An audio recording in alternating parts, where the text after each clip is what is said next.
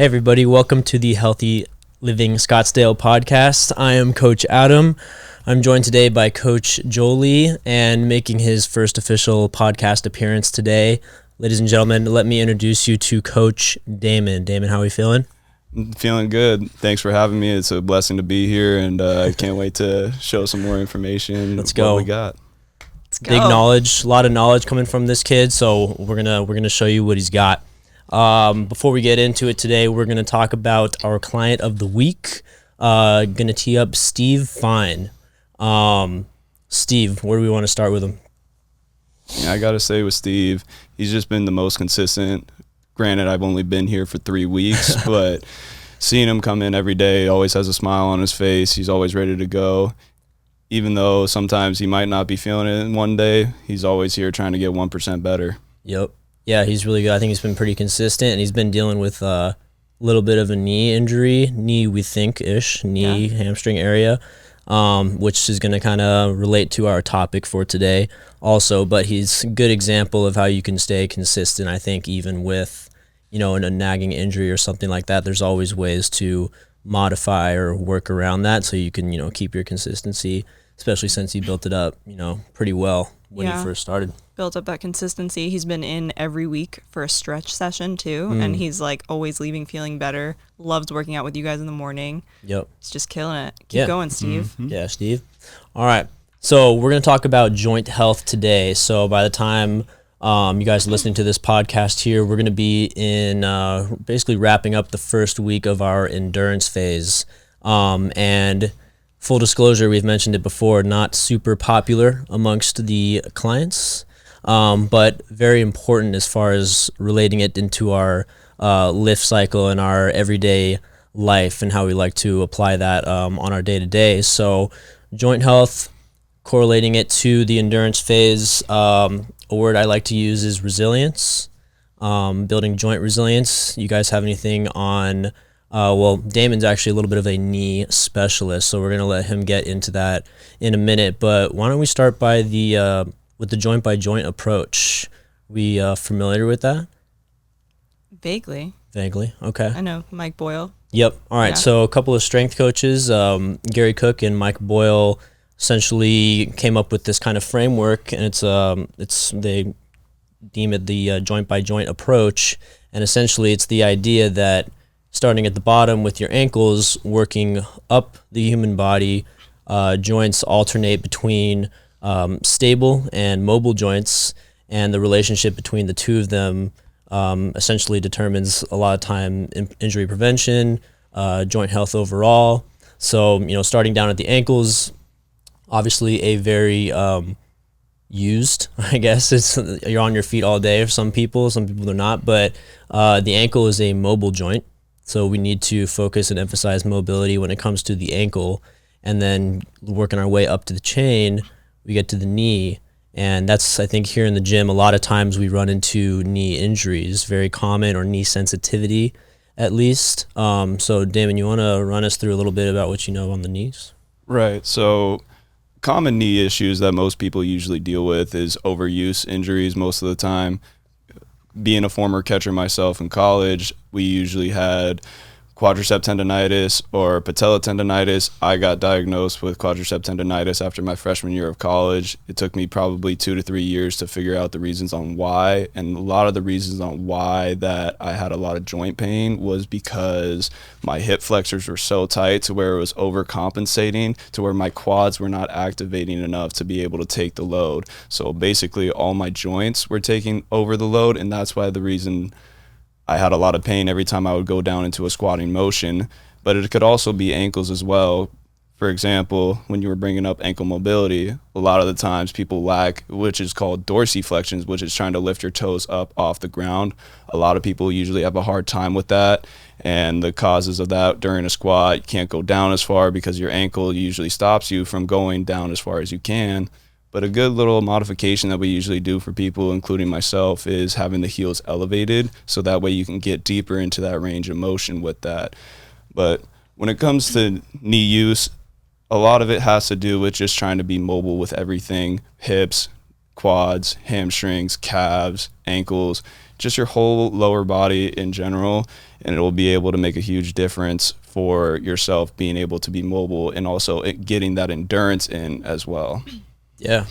Jolie, you got something? Yeah, and I think that's a lot of good information for people, and especially we're relating this to our endurance phase, but I think it's important to call out and to mention we're training for everyday life, right? Like we want to make sure that like you're moving, you want to make sure that you're moving every joint every day, right? That's kind of the goal, right?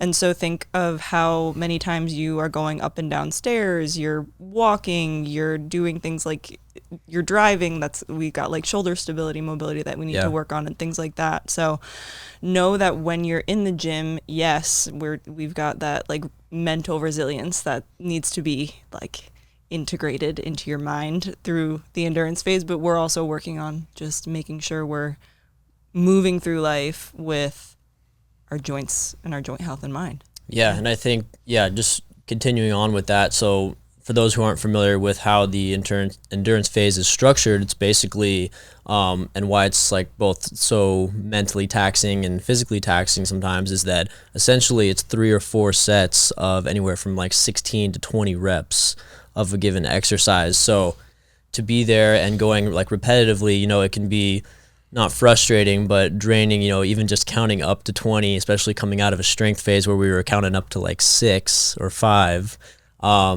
realizing the importance of every rep and kind of also recognizing that we're focusing on volume and not necessarily the load during this phase. And I think volume also relates to everyday life because, just like even just walking, right? Ankles, knees, hips, everything is activated while you're walking.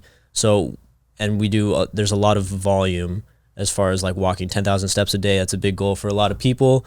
So that's kind of the main point. It's like it's a stamina, and the more repetitions at a low intensity that we can get, and we kind of like emphasize that to our clients, the better.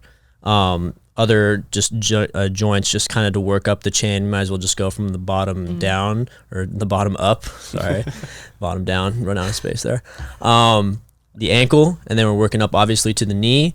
And then a lot of people have hip issues, imbalances there. From the hips, we go up to what people often forget actually, and that's the spine itself.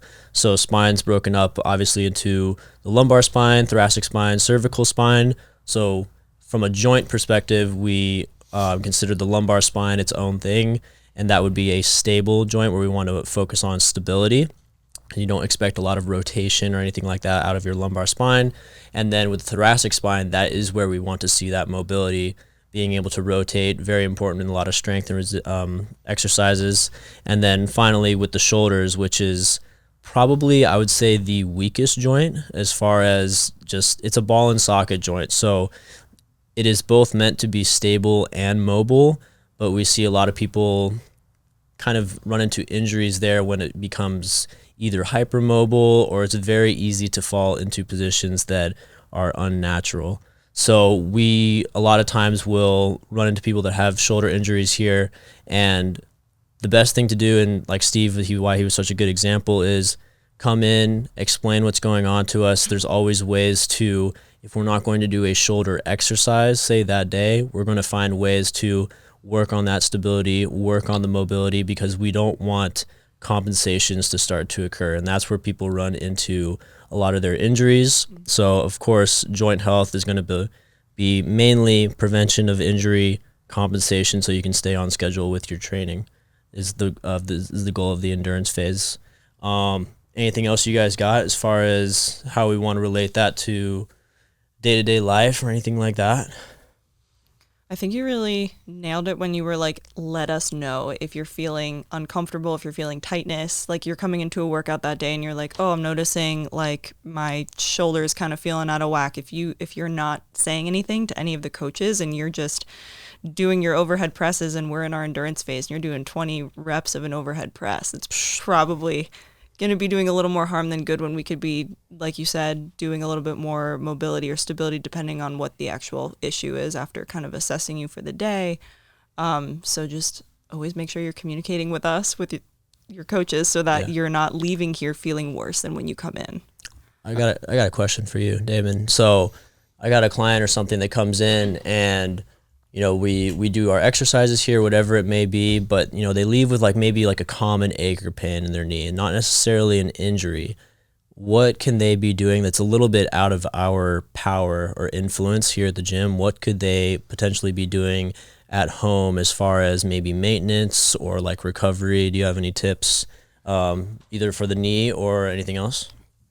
Right. So a big thing that I would say that you could definitely do at home is I prefer heat. I feel like heat therapy is way better when it comes to your joints. It helps loosen them up. If you can do them before you get into the training gym, it's gonna benefit you a lot because it's already warming up your legs, getting ready to go. It could also be for your shoulder, elbow, whatever the case might be. But also too, just doing stretches at home, trying to work on those hip flexors, working on that ankle mobility. If you have a band at home, that's going to be probably your best friend, using that to help assist certain stretches. For example, a hip banded hip flexor stretch, using the band to pull you towards where the band is getting pulled from. Just being able to really stretch that out and just doing it right before you go to bed. It's the best thing to stretch right before you go to bed because you're being able to balance everything out, and then you're going to go to sleep in a balanced position and you're going to wake up feeling fresh. And that's probably the best thing that I can recommend. Yeah, I think recovery is often overlooked. And I've even told a couple people, even just this morning, because we're in an integration phase right now, and we like to use it as a time to do check-ins and things like that with clients. So we've been doing a lot of in-body scans in the last couple of days and kind of preaching the importance of recovery. You shouldn't just kind of lock in here for your hour and a half at the gym. Even when you leave, especially when it comes to joint health and things like that, can still be work to be done, when you're away from us here. So in relation to the joints, Damon likes using heat, which is great for, activation and things like that, sometimes with post, but also, ice can help for some people. It's kind of a preference thing, but ice will help for some inflammation, stuff like that. Because you look at, not that we're working with pro athletes or anything like that, but you can see, if somebody goes down with some type of joint issue, they're getting full treatment all day long, even when they're not active. And even then, sometimes it's weeks before they're returning to play. And they're getting all the attention in the world, right, from a training staff. So it's we can tee you up, we can keep you active and work around whatever's going on. And then, when you leave us here at the gym for the day, still plenty of things that you can integrate into your lifestyle or throughout the day that, can keep you on track. Yeah, and just to add on to that just a little bit, I'd say the biggest thing too is just nutrition at the end of the day, because we can only do so much in the gym. Having that nutrition outside of the fact, making sure that you get your protein in right after that workout is very important, because you got to be able to recover with that protein, with the amino acids. That's going to be a huge benefit, and you're going to see a big difference if you can be able to do that. Yeah, absolutely. Great. Cool. Well, I think we touched it all here on the joint health. We're going to be touching a little bit more next week on some range of motion type stuff and the importance of form, and that'll all kind of tie together with the joint talk that we had today. So tune in next week. We'll have some more great stuff. Thanks. Thank you so much for listening to the Healthy Living Scottsdale Podcast. Do you have a question that you'd like for us to answer live on the podcast? If so, all you need to do is head over to the Apple Podcast app on your iPhone and do 3 simple things. First, leave us a rating and review telling me what you think of the podcast. In that review, ask anything you want related to health, fitness, or nutrition. And if you want a shout out, leave us your Instagram handle or name. That's all you have to do. Then listen to hear your questions answered live on the next Q&A episode.